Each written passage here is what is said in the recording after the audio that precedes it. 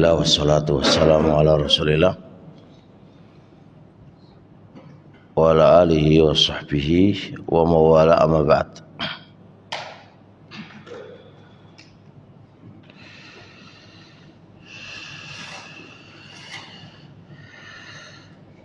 Alhamdulillah, pada pagi hari ini Allah Subhanahu wa taala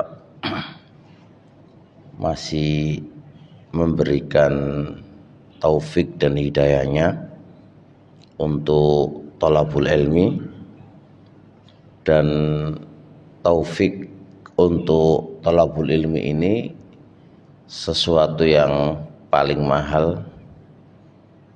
Tidak ada yang paling mahal kecuali taufik dalam mencari ilmu, karena jalan menuju surga itu harus jalannya menempuh ilmu, dan mencari surga itu adalah harapan kita di dunia ini.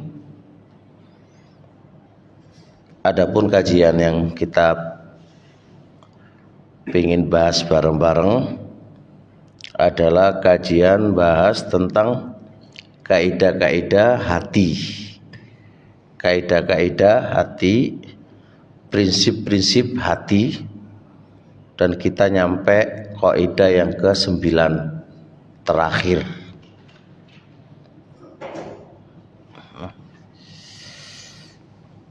Kaidah yang ke-9 itu bentuknya adalah lil qulubi ahwalun wa afatun. Hati itu banyak berubah, tidak satu keadaan, dan memiliki afat yang bisa merusaknya.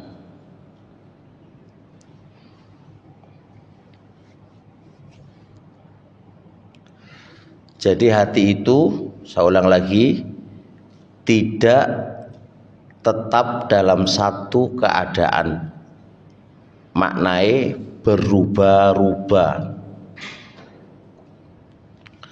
Persis dengan definisi hati. Hati itu kan bahasa Arabnya kan qalbun.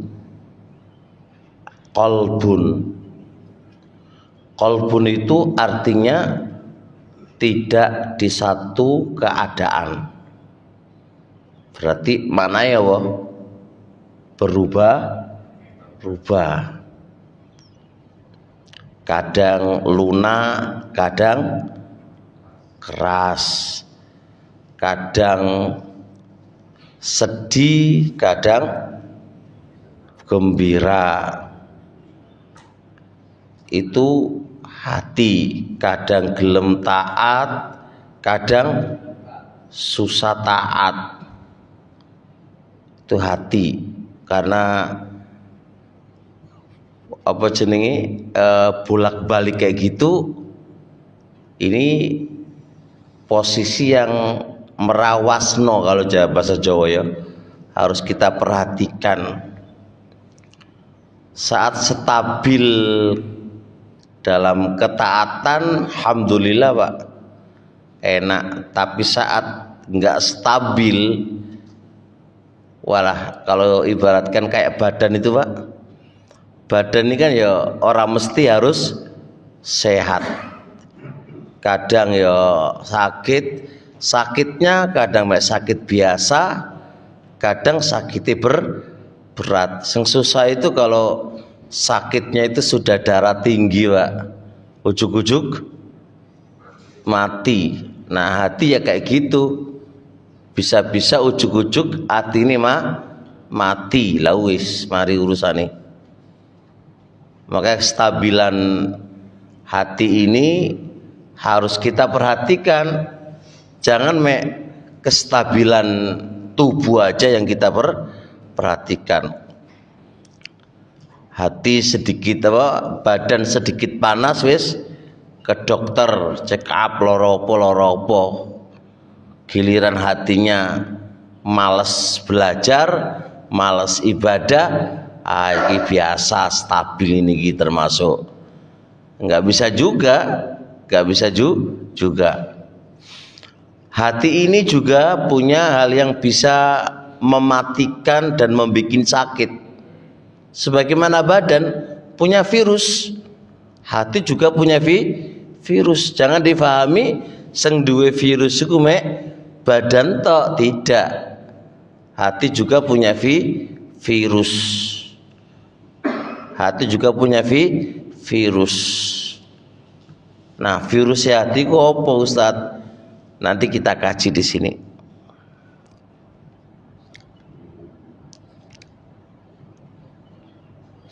Nah,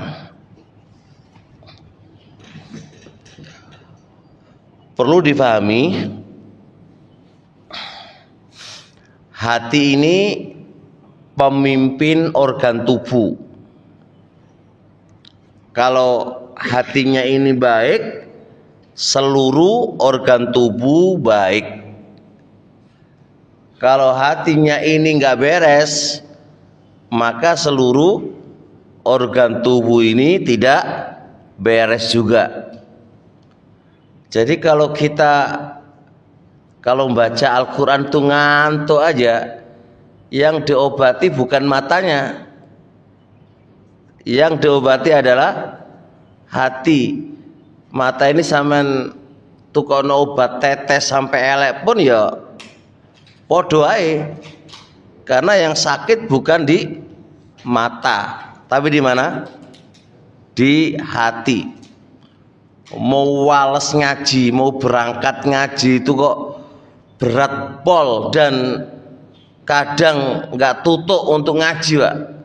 Tapi kalau giliran dipanggil neng mall, berangkat aja, itu yang sakit bukan kakinya, tapi yang sakit adalah apa? Hati. Jadi yang diobati itu hatinya, bukan kakinya. Karena apa? Karena semua itu dikomando sama hati, komandonya. Nah, karena setan itu ngerti ketuanya itu adalah hati, maka yang diserang apanya? Hatinya. Pinter juga setan ini. Jadi dia gak bakal nyerang apa? Kaki, nyerang tangan. Nah itu apa itu? Sing diserang itu hati. Makanya kata Rasulullah SAW, ala inna fil jasadi mudghatan idza saluhat saluhal jasadu kullu wa idza fasadat fasadal jasadu kullu ala wayal qalbu. Dalam jasad kita ini ada segumpal daging, segumpal apa? Darah. Kalau ini baik, seluruhnya adalah baik. Kalau ini jelek, seluruhnya jelek. Apakah dia itu? Dia adalah hati. Berarti hati itu yang menggerakkan seluruh organ tubuh kita, baik atau jelek, baik atau jelek.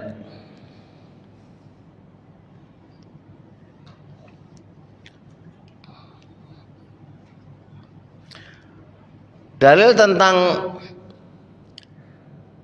yang ditembak oleh iblis atau oleh syaitan adalah hati. Berarti kan yuwaswisu fi sudurinas, bisikan-bisikan kejelekan itu di dada, di hati, enggak kok di telinga, bukan di yang lain boten, tapi di dada, di hati. Kemudian Ibnu Qayyim mengatakan ketika menjelaskan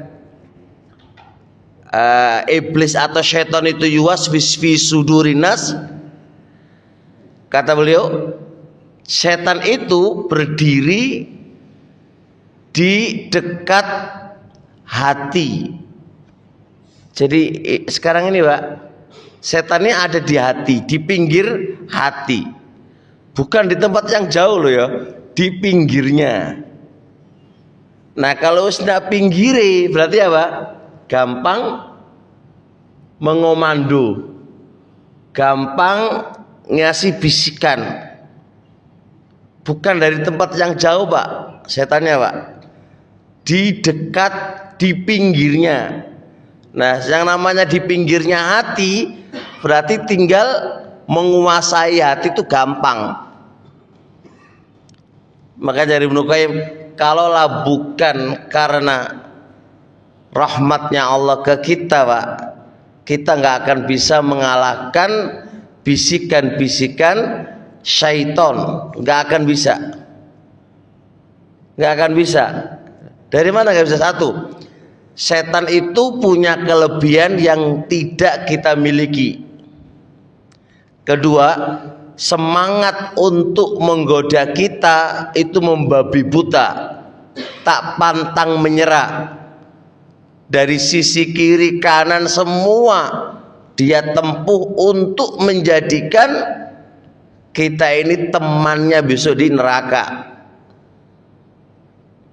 Makanya seton itu kan dijelasin oleh Allah Pak, aduwwum mubin, musuh yang paling nyata. Sang jenenge musuh paling nyata itu pripun? Luar biasa. Luar biasa, nggak bakal pantang menyerah Pak. Nggak bakal pantang menyerah. Hari ini, saat hari ini jenengan sukses, dia tidak akan berhenti sampai di sini. Sepanjang masa selama kita masih hidup, pasti akan didatangi dan digoda. Oleh karenanya kita harus benar-benar bentengi hati kita ini dengan ilmu dan doa dan zikir. Tanpa itu hancur kita.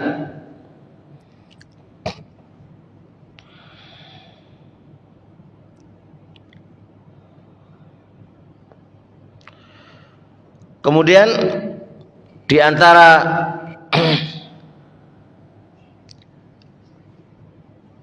bentuk hati itu bisa berubah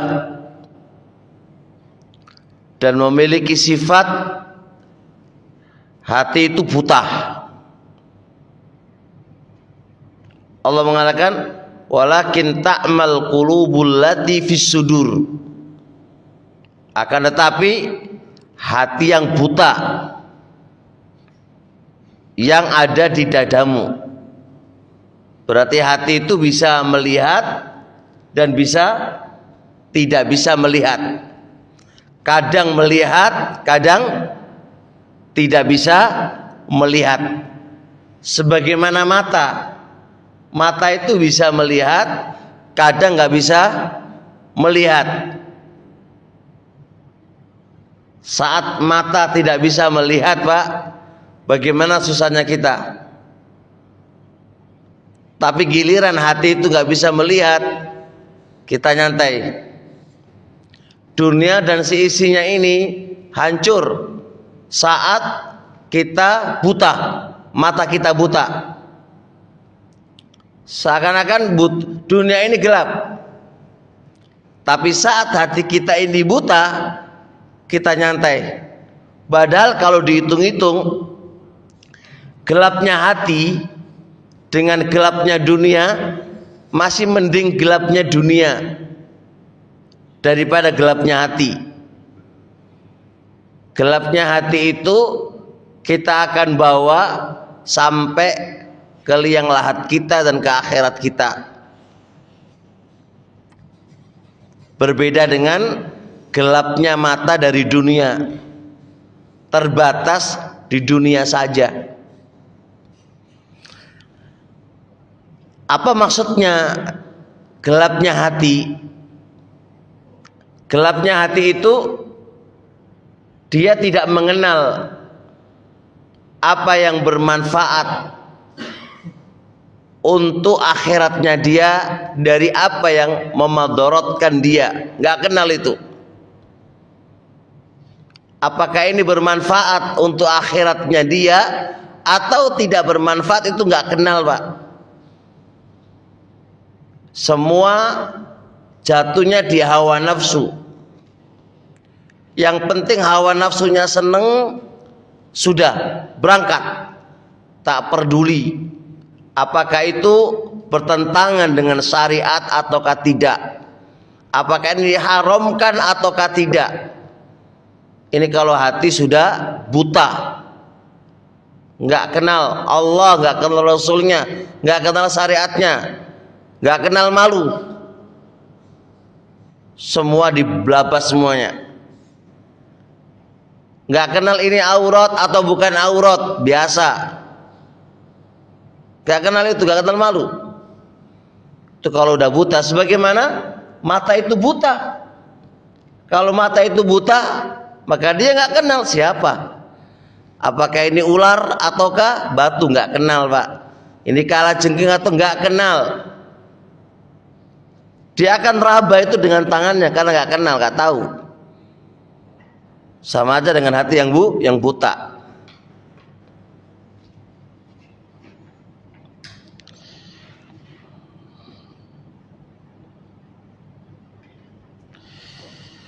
Hati kotaksu autalinu. Hati terkadang keras dan terkadang lunak. Kerasnya hati asyaddu minal hijaro, bisa-bisa lebih keras daripada batu. Kerasnya hati itu bisa jadi lebih keras daripada batu. Allah mengatakan tsumma qasat qulubukum mim ba'di dzalika fahiya kal hijarati au asyaddu qaswa. Kemudian hati itu mengeras setelah itu, maka posisi hati itu kerasnya semisal batu atau lebih keras lagi. Padahal hati itu tersusun dari darah. Dengan tusuk saja itu sudah tembus dan mudah lunak pada organnya. Tapi keras maknawiyanya, dikasih peringatan itu nggak mampan. Diingatkan Quran dan hadis itu nggak pernah tembus, kayak baja. Itu maksudnya keras, Pak. Diingatkan surga neraka juga nggak tembus. Diingatkan dengan musibah-musibah yang datang pun nggak tembus. Bukan dijadiin pelajaran. Ini artinya baja, artinya itu.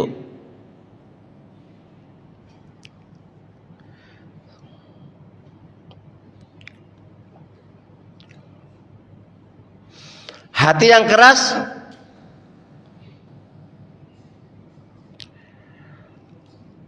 di antara sifatnya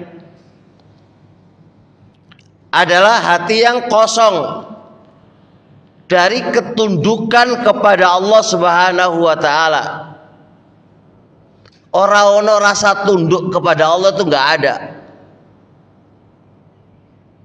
Seorang A berbuat maksiat, disampaikan Allah, apa itu Allah?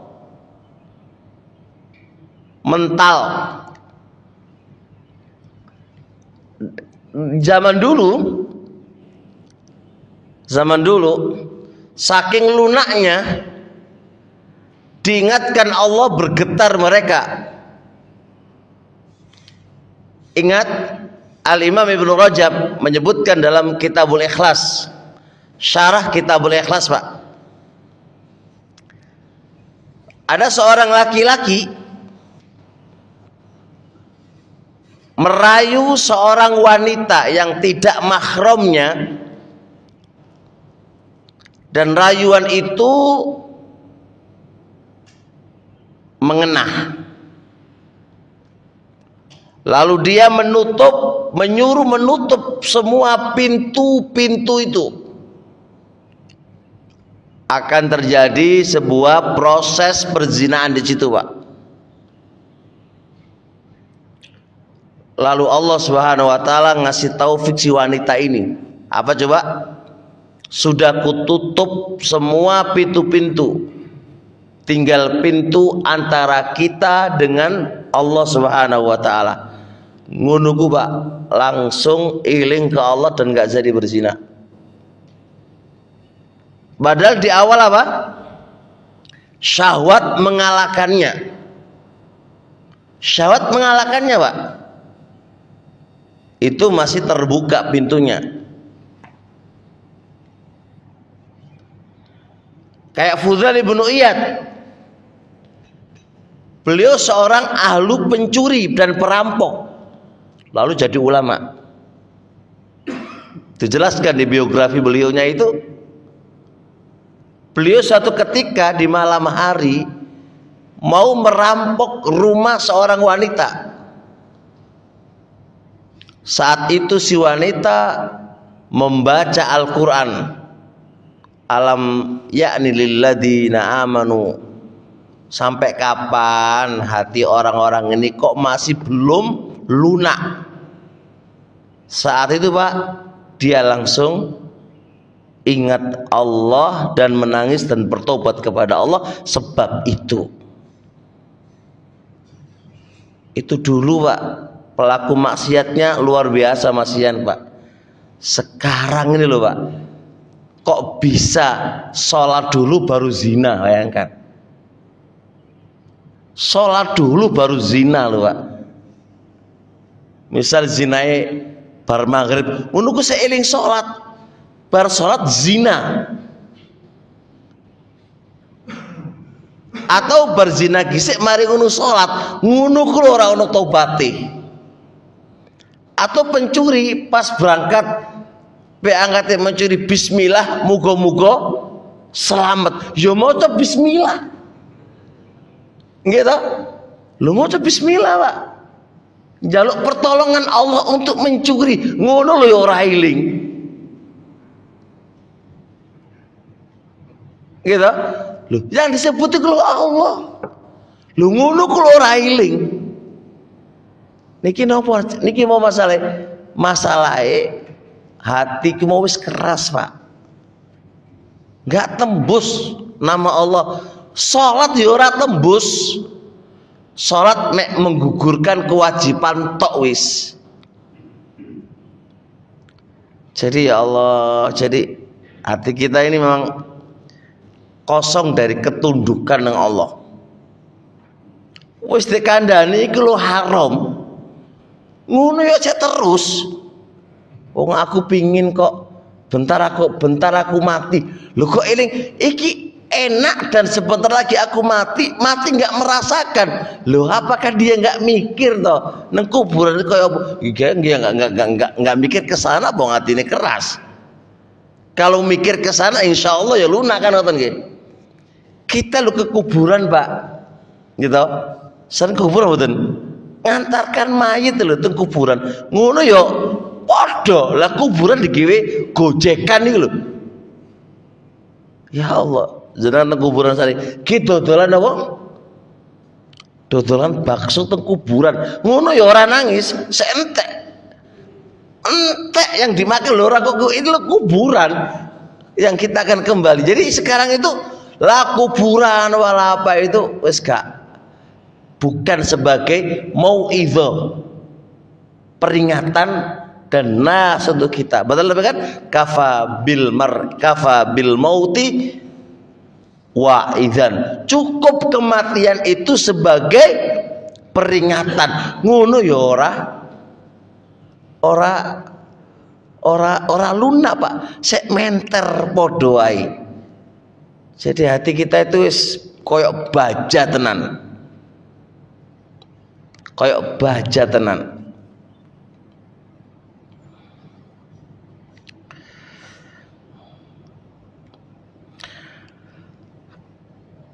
Nah,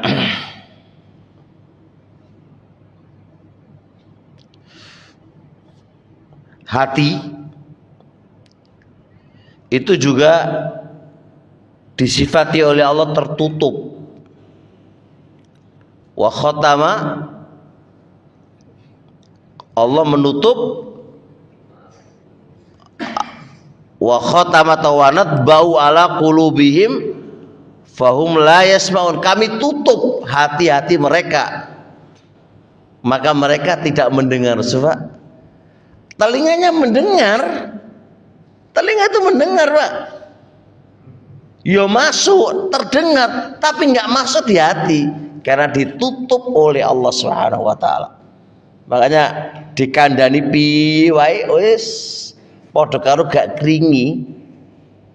Lih, aja kok duitmu kok cukup digawe napa jenenge tuku apa iku judi online apa digawe apa game online apa lah wis. Wong tua ngingatkan anak ngono sampai lambene napa luwer ya wis gak mampan blas wis gak tembus blas. Ya mereka jadi gua wanat bau wala qulubihim wanat bau wala asmaun. Kami sudah tutup hati-hati mereka dan mereka nggak mendengar. Telinganya itu ngeringekno, Pak, tapi hatinya nggak denger. Wis gak masuk usah. Masya Allah.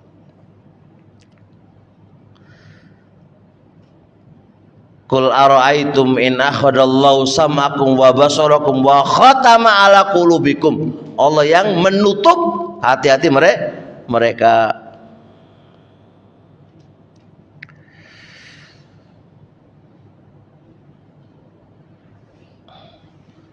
Kesimpulannya begitu. Sekarang kita harus belajar lagi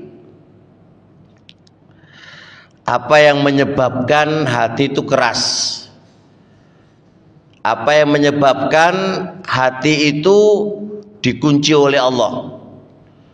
Apa yang menyebabkan hati itu kok kerasnya koyok baja? Itu apa?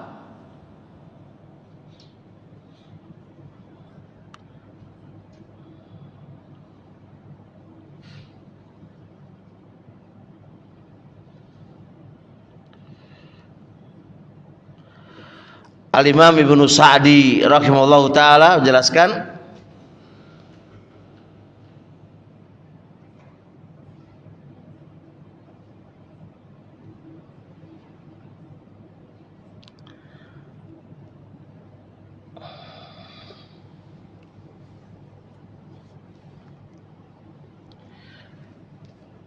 Imam Syekh menjelaskan dulu. Pertama, al-iradu an dzikrillah, berpaling dari berzikir kepada Allah. Ini lihat keadaan dia, Pak. Zikir kepada Allah itu juarang pol.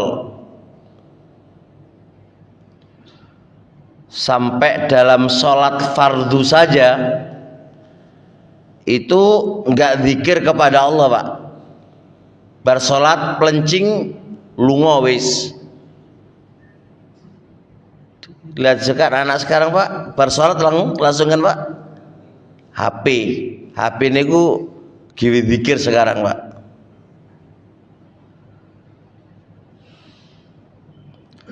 Dia pun sholat tapi hatinya maca Quran iya, tapi hatinya nggak ikut zikir. Seng zikir melisane tok. Andai kata mau zikir lo ya. Jadi kita ini berpaling dari zikrillah itu, Pak. Terus zikir pagi dan sore kita nggak rutin. Zikir hadir di majelis ilmu nggih jarang. Niki sebab kerasnya hati. Sebulan sekali, Pak, hadir di majelis ilmu. Sebulan sekali pun itu dalam kondisi ngantuk turu wis gitu. Saulan sekali Pak ngaji nih nengguri pisan terus turu. La ilaha illallah. Sembuh piye iki? Iku saulan sekali lho iku. Terus maca Al-Qur'an nih gak maca Quran blas gadas Pak. Neng pikirane dhek adalah yang penting duit.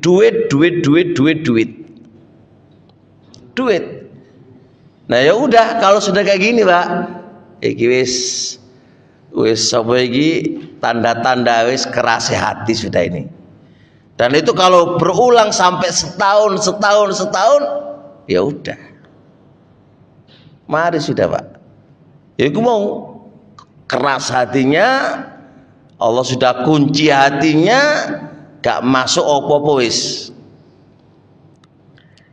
Yang kedua, kata Syekh Ibnu Utsaimin juga, kasratul mizahi wal la'bi wat talahi bil asdiqai wal ahli. Banyakkan gurau, banyaknya bermain.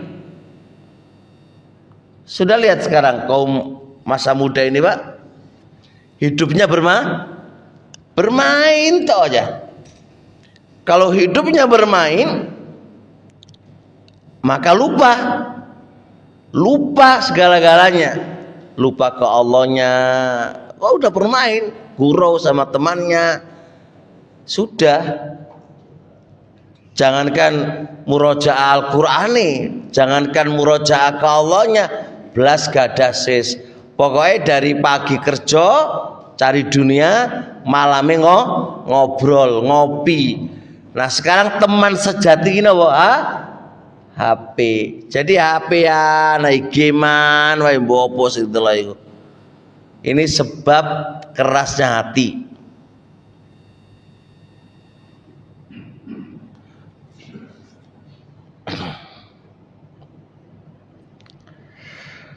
Yang ketiga, dari Syekh Ibnu Utsaimin rahimahullah taala,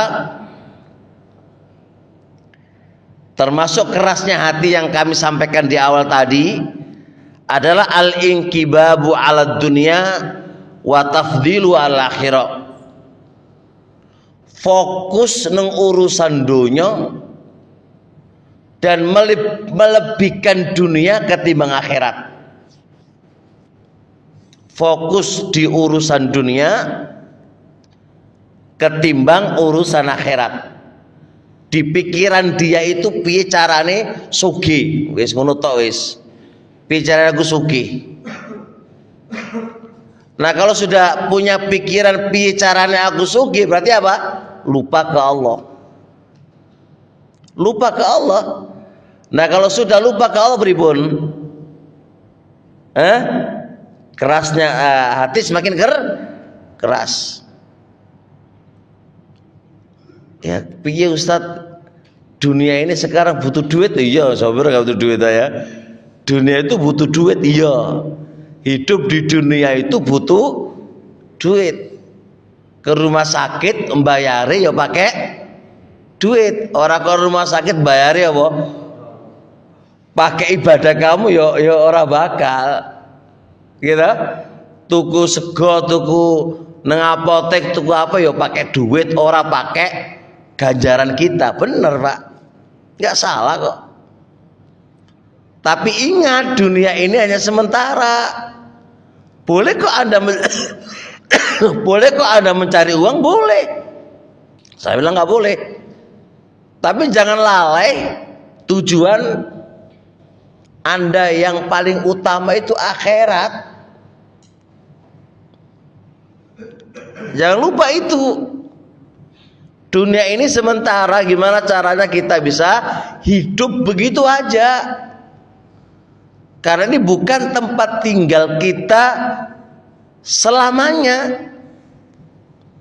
Karena sebagian manusia itu seakan-akan dunia itu akhladahu, mengekalkan dia, gak bakal pindah kita, sehingga hari-hari itu di otaknya adalah dunia. Kita loh Pak, jenengan lah insyaallah nggih, tengah ATM kan sakit duit itu. Lah ngono sik mikir delok duit ae Pak. Lho sehari ini loh di ATM jenengan wis ana 100 juta wis luwe lah iku. Lho ngono ku sik mikir delok duit ae. Sampai kapan? Kecuali hari ini ngono duitnya ngono ya. Mikirlah hari ini mangan opo ngono. Lah jenengan 100 juta lho sik iso digiwe mangan setahun. Tapi sik mikir delok duit ae. Mau sampai kapan?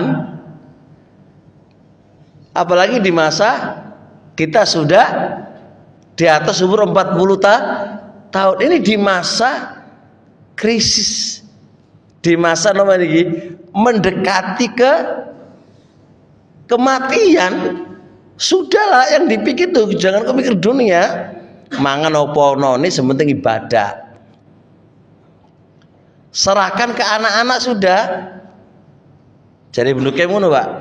Jadi cari Ibnu Qayyim Ibnu Hazm itu umur 40 tahun itu ojo kok ngepengi kerja. 40 kan wis masa tua. Masa tua itu masa mendekati ke kematian. Terus pimangane sampean serahno nang anak sampean wis. Wis ora sing open mergawe pokoke ibadah wae umpamane wis pangate mati piye coba.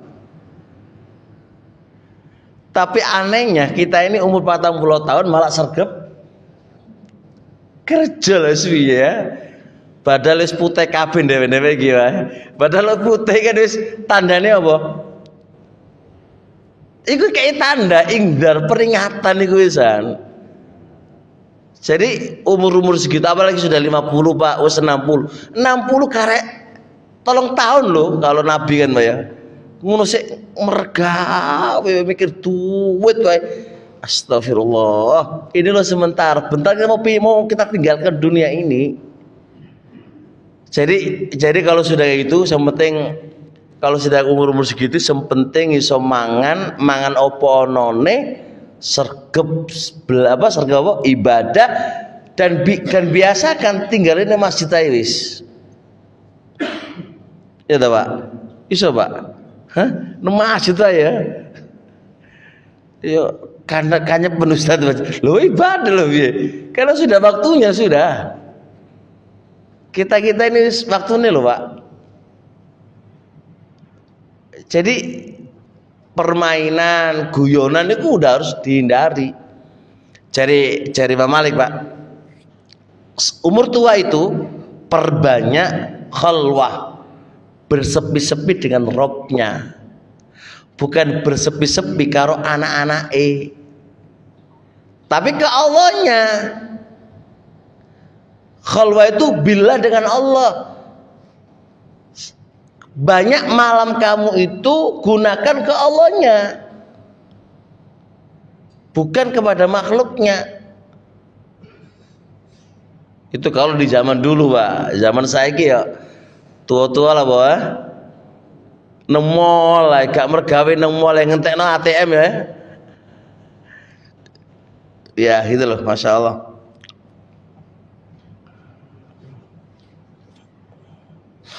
Nah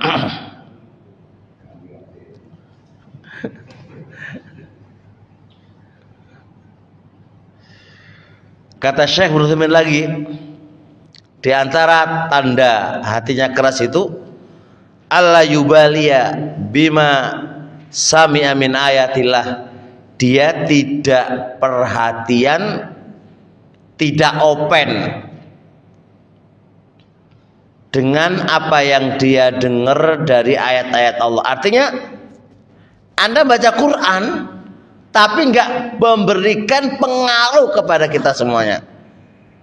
Padha karo jenengan ngombe obat tapi obatnya tidak berpengaruh Pak. Itu kan berarti masalah penyakitmu itu. Jenengan datang ke dokter terus berobat dikai obat. Lah obat itu diminum tapi tidak memberikan pengaruh. Berarti kan masalah itu. Sama aja kita, Al-Quran itu kan obat. Obat Pak. Lalu kita membacanya Tapi membaca kok ora ono efek yo. Kok nggak iso nangis, nggak iso apa? Mendekatkan diri kita ke Allah, kok podo wae maca gak podo ku podo wae. Iku masalah berarti hatimu itu. Masalah. Masalah Pak itu, Pak. Apakah ada obat yang paling manjur dari Al-Qur'an? Enggak ada. Itu obat yang termahal untuk hati kita, itu udah paling mahal, paling top. Ngono ya orang efek, Pak. Imami maca Quran itu ya padha wae, maca gak maca ya padha wae. Jangankan mendengarkan, dia lu maca dhewe, Pak. Ya ora ngasih pengaruh blas. Dan ini mungkin rata-rata kita, Pak, di sini, Pak, ya. Maca Quran itu ya ora berpengaruh blas ya, padha wae. Sampai khatam pun ya padha wae. Ora ada perubahan, Pak.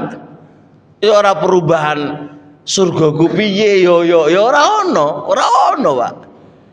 Iku tandane dhewe iki wis lumayan penyakit kronis iku wisan. Kemudian di antara juga hati yang tidak pernah tergerakkan mencari pahalanya Allah dan gak pernah tergerakkan takut kepada siksaan Allah. Jadi gak ada tergerakkan untuk beramal soleh, mencari surga, itu gak ada. Itu tanda hati keras, Pak. Kan ayo sodako yuk, alah boys sodako wis.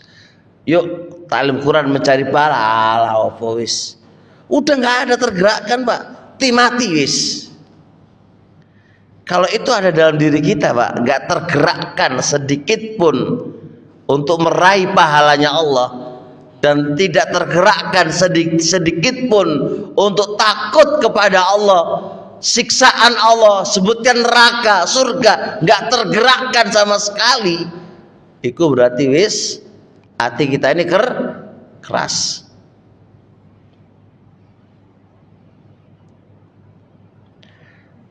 Selanjutnya di antara tanda hati ini keras, Pak,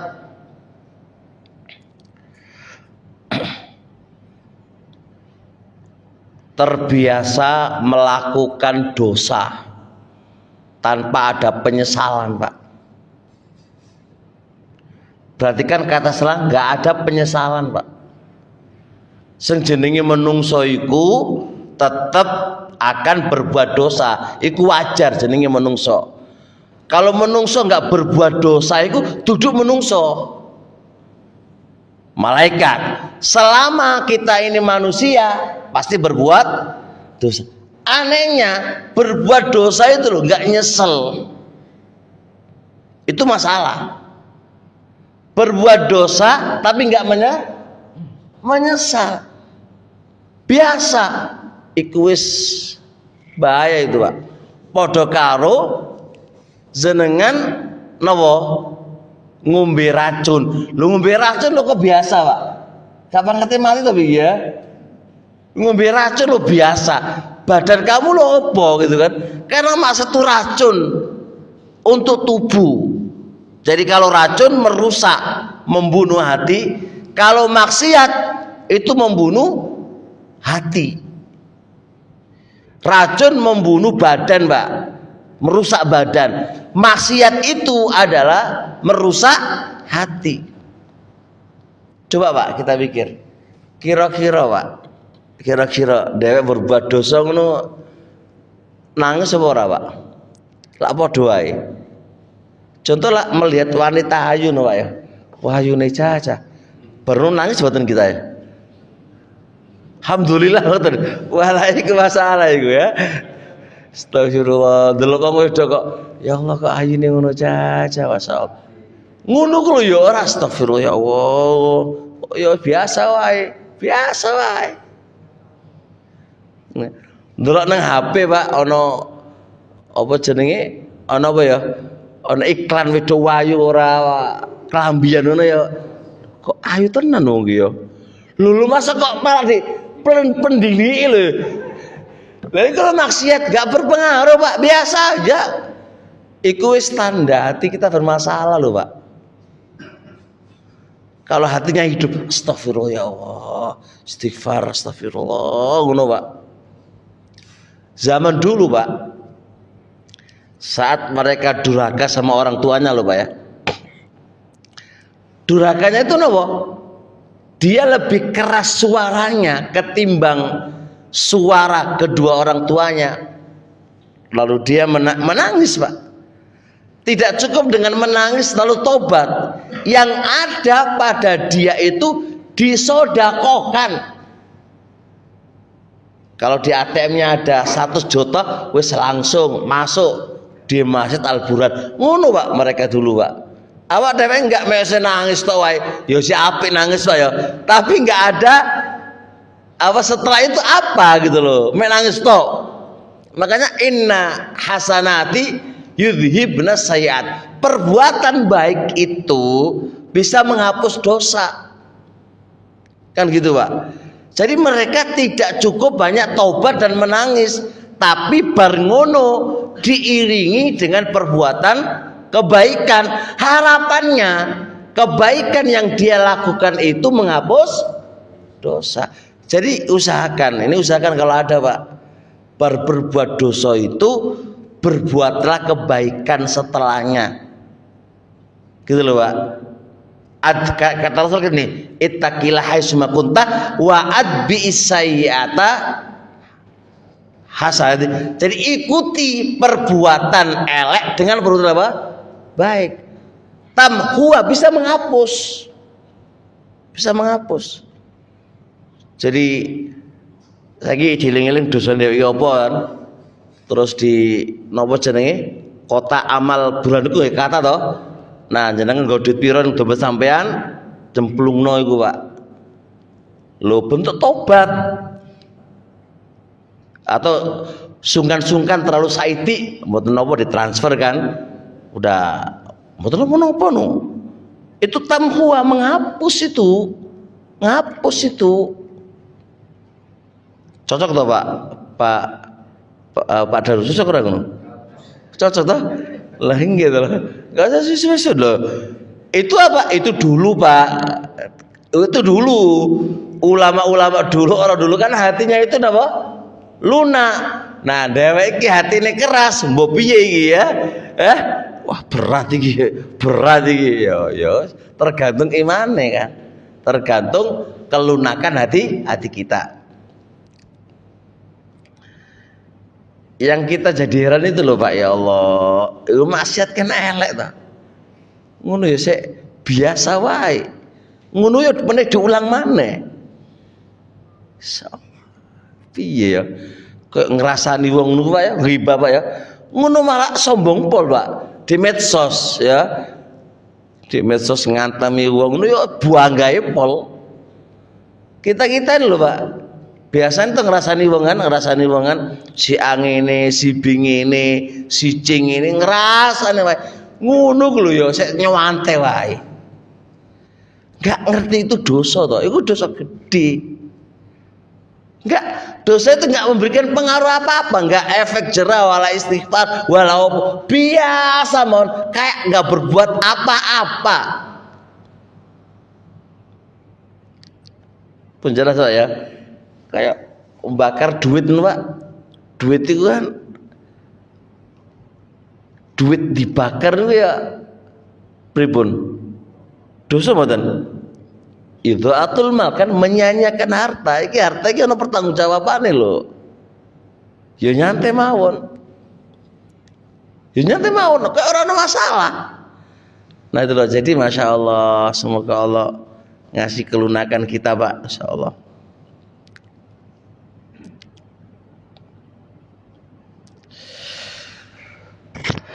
Terusnya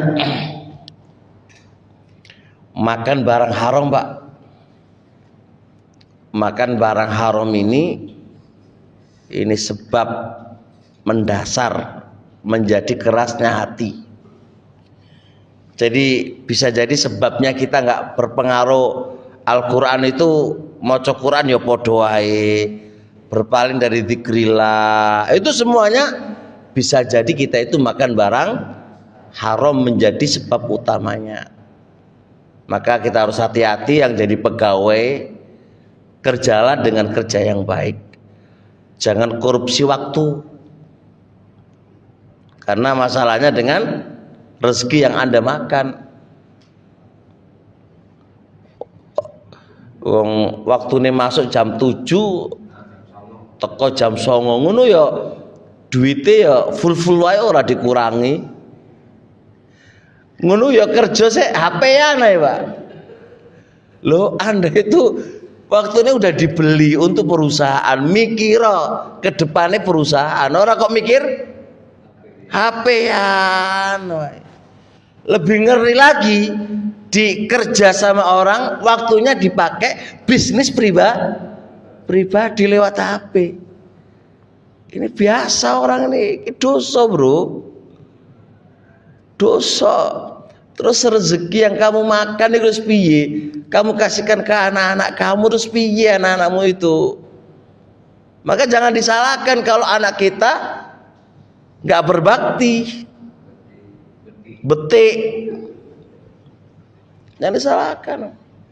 Nabi umpamane barang haram, lebih-lebih barang riba.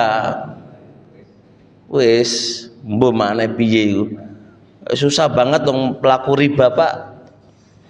Ya wis kon kandhani Quran Sunnah wis ora menter blas, wis keras. Artinya keras. Taib Ali Ibnu Qayyim mengatakan lagi, hal-hal yang merusak hati itu ada 5. Ibnu Qayyim menegaskan hal-hal yang merusak hati itu 5, Pak. 5 ini yang disebutkan di Ibnu Qayyim itu zat perkara itu mubah, paham nggih? Zat perkara itu mubah, Pak, tapi bisa merusak hati manakala itu berlebih-lebihan. Apa itu? Kasratul khaltah, banyak bergaul dengan manusia, kebanyakan bergaul dengan manusia. Kaken duwe konco, Pak, konco ini menungso. Loh, punya teman kan boleh kan, Pak, ya, nggak ada masalah selama konco itu baik kan.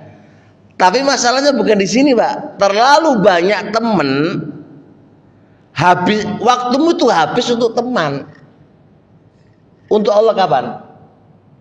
Nggak ada, nggak ada. Semua untuk teman, semua teman. Taib ya, duduk sama mereka, ngobrol sama mereka, habis waktumu sama teman. Coba lihat Pak, anak-anak muda sekarang, Pak, malam di mana? Kafe. Terus ngapain kafe, Pak? Wis ngono tok. Lu malam lu, Pak, wis ngono bendino ngono wae. Kapan untuk Allahnya kapan? Sudah, itu merusak hati, ya merusak semuanya, Pak, ya. Itu belum lagi di situ ada wanitanya, ono musiknya, wala wis top ceretis.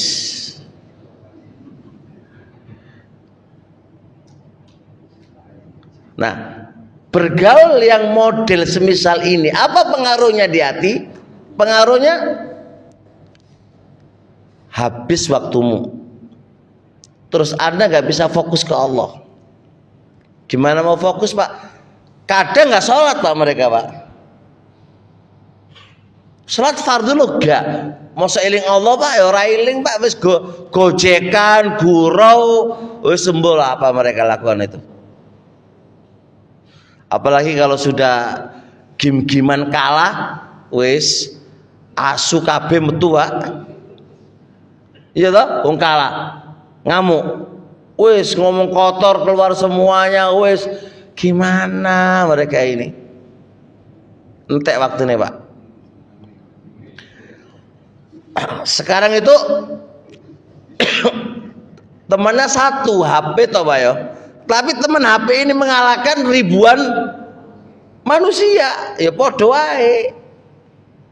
Jadi waktumu sama HP. Coba lihat Pak. Lu wae ngaji lu sik pegang HP. Kok masih lo. Masih dek, oi. Lah, sik to HP ne kari sik to. Iki wae ngaji ki lho, ngaji lho sik apa? Ya Allah ya. Di kamar mandi lu HP betul Pak? Gitu. Coba jenengan, Pak angkate turu saya megang HP sih. Bartangi turu pertama kali yang dicari napa? HP. Bar ngono mangan HP betul? HP-an Pak mangan lo sih HP-an. Nang kamar mandi ya HP-an. Astagfirullah. Dunianya HP, ya Allah bawa piye HP iki cowah gitu kan. Ya iki enom tua padha ae iki. Bab HP iki enom tua padha ae. Makane bener Pak. Saya apa HP itu setan gepeng itu beneran itu. Melalaikan Allah Pak. Bikin kerasnya hati. Mbok ya HP ku diperlukan ya tapi ya sesuai kebutuhan aja lah. Orang kok Masya Allah no. Sholat ya sih apa? Pak sholat. Iku sih ono HP ini apa iku? HP ini sih bunyi Pak. Saya aktif. Orang kok dipateni sih lah ya. Nah ngono ku lho Pak, metu apa? SMS sih. Ngono saya diwaca lho ya. Astagfirullah ya Allah. Ya Allah. Khutbah Jumat lho Pak. Gitu. HP mboten? Ya Allah, kula pas tahu ngisi Pak, ngisi apa? Ngisi khutbah Jumat Pak. Lah kula niku ya lha iki maksiat lho piye? Ya tak tegur Pak karo aku Pak. Maksiat piye?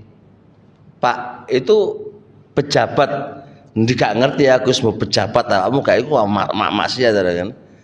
Pak, tolong HP-nya mati sebentar Pak. Ini sholat.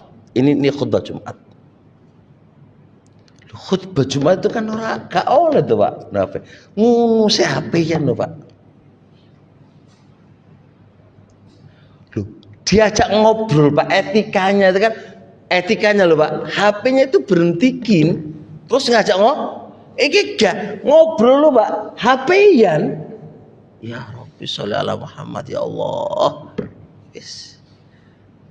Wis entek etika Pak, jenengan ndelok bis.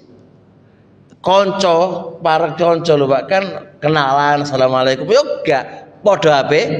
Jangan kan suami istri lho Pak, satu di alam barzah, satu di alam kubur. Padha HP dhewe-dhewe lho, wong turu lho Pak, HP-an dhewe-dhewe. Astagfirullah, ya Allah, iki HP, iki piye karepmu HP? Bener Pak, merusak hati bener. Melalaikan zikir, melalaikan Allah tuh bener banget. Lho, dewek lu sik ngaji kan ceramah tuh Pak. Ngono sik dolen HP. Ya, boyo HP ku mari sik bentar lah. Saiki wis wong ngaji ku berapa menit sih? Wis to, matikan dulu HP ini. Kakek konco bener. Kakek konco. Astagfirullah ya Allah ya sembuh piye. Nah, bahaya tadi Pak satu tadi kan waktu kami habis. Yang kedua, tusattitun niyata wa tuqallil khusu'a fil ibadah. Mencerai-beraikan niat dan nggak bisa khusyuk dalam ibadah. Ibadah apa wae Pak, gak iso tenang. Soalnya apa? Pikiran jenengan konco. Pikiran jenengan HP. Persis Pak, coba jenengan. Ibadah sebentar loh. Ibadah bar salat Pak. Orang kok zikir astagfirullah. HP ini langsung didelok Pak. Ono SMS opo iku mau? Enggak bisa khusyuk ibadahnya Pak. Kok jenengan ngaji itu loh, lah gak iso khusyuk Pak. Ono bunyi opo iku mau? SMS ditelok sik. Ora iso kok plong ngono ora iso Pak. Tenan ora iso. Dulu gono HP lu aman Pak. gono pikiran apa-apa wis. Nggak ada pikiran pengen lihat notif apa ora ono wis. Saiki ono gara-gara setan gepeng iki wis ibadah wis ora khusyuk. Loh, talabul ilmi, mencari ilmu loh Pak. Santri-santri nang pondok ya ora khusyuk kalau sudah ada HP. Wis ora iso khusyuk Pak. Makanya orang oleh megang HP. Belajar kok HP kan niku. Ya belajar HP ora belajar tenan. Ora khusyuk Pak, HP ku ya Allah, bener setan gepeng tenan niku wis. Pikiran dia itu anu Pak. Apa mana ada permainan apa ngono Pak ya? Itu gak iso khusyuk, pengen lah cepet. Coba anak Pak, udah main game Pak. Satu malam pun ya orang kesel, disuruh orang tuanya sampai elek loh ya. Sik, mbok santri mbok gak ora santri padha wae ya. Mbok mahasiswa yang otaknya harus mekar ngono ya. Padha wae. Iku lho mahasiswa. Otaknya harus mekar Pak. Iki gimana? Harusnya wong sarjana Pak ya. Kan masuk kan otaknya mekar Pak ya dia. Iku gak kemekaran misalnya. Tapi ini bergaul Pak. Terusnya kerusakan terlalu banyak bergaul itu adalah melahirkan keujuban bangga diri. Inilah aku. HP ini apik, wah aku gak mau kalah dengan teman HP mu piro? Wah HP elek. Sombong Pak, muncul sombongi. Orang yang banyak bergaul itu punya teman banyak, melahirkan kesombongan, melahirkan ujub. Gimana Pak? Gimana? Kan gengsi Pak, sepeda motor elek gengsi. Kenapa jenengan pingin sepeda motor baru? Sombong supaya dikatakan wah HP kagel sing elek terbaru. Gimana? Terus kalau perkumpulan kafe, orang kafe sembarangan, kafe sing apik. Melahirkan itu Pak keujuban, kesombongan, lak dosa maneh. Pantaslah banyak bergaul itu melahirkan, merusakkan hati. Kemudian selanjutnya banyak bergaul itu memasukkan kamu dalam urusan ghibah dan namimah. Kenapa kok ada ghibah, ada namimah? Soalnya ada orang yang diajak bicara. Isine apa coba ngerasani wong wae. Saiki ngerasani pemerintah ya. Gitu, saya ngerasani pemerintah. DPR ngene wis dirasani wae wis mbok piye.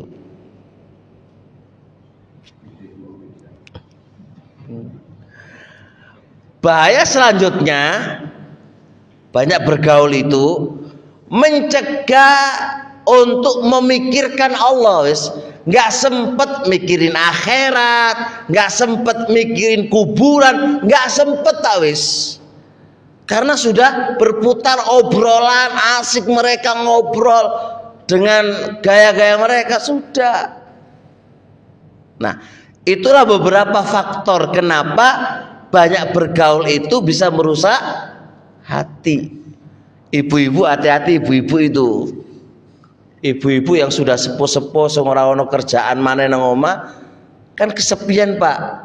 Nonggol kok nonggol apa? Nang omah gak ono sapa-sapa, sepi. Terus isine ngobrol, tangga Pak.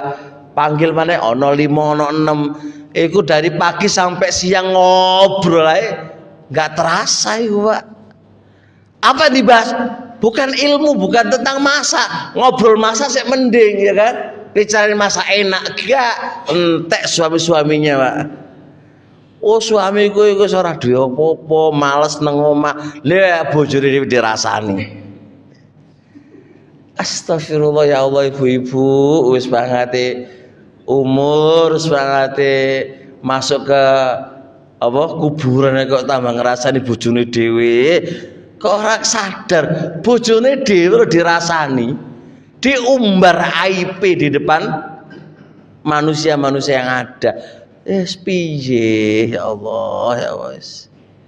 Hati-hati Pak, banyak bergaul itu yo dampaknya kayak gini Pak. Makanya bergaul sama orang itu secukupnya saja, dikasih waktu Pak. Nggak boleh waktu kita habis sama orang-orang itu, nggak bisa. Nggak bisa. Ada yang paling penting dari itu, yaitu Allah, akhirat kita. Itu yang paling penting. Kalau kita nanti mati Pak, teman-teman kamu tuh mengantarkan doang, ngantarkan di kuburan, kalaupun itu ngantarkan. Terus kalau di kuburan Anda sendirian mempertanggungjawabkan semua amalan kita sendirian. Bukan mereka-mereka teman-teman itu, bukan. Gitu. Ada nggak teman-teman antum? Ayo teman aku kuburan. Gagak. Mati dewe Pak Menukor. Pasti begitu malah. Jadi apa sih teman itu kan? Gitu loh Pak. Paham gak insya Allah? Cukup insya Allah Pak. Kelamaan kok ini ya. Tapi ya asik banget itu ngobrol. Masih kurang 4 Pak. Jadi besok sebulan lagi kita bahas yang keempat ya. 2, 3, dan 4. Insya Allah selesai setelah itu. Subhanakallahumma hamdik asyhadu an la ilaha illa anta astaghfiruka wa atubu ilaik. Assalamualaikum warahmatullahi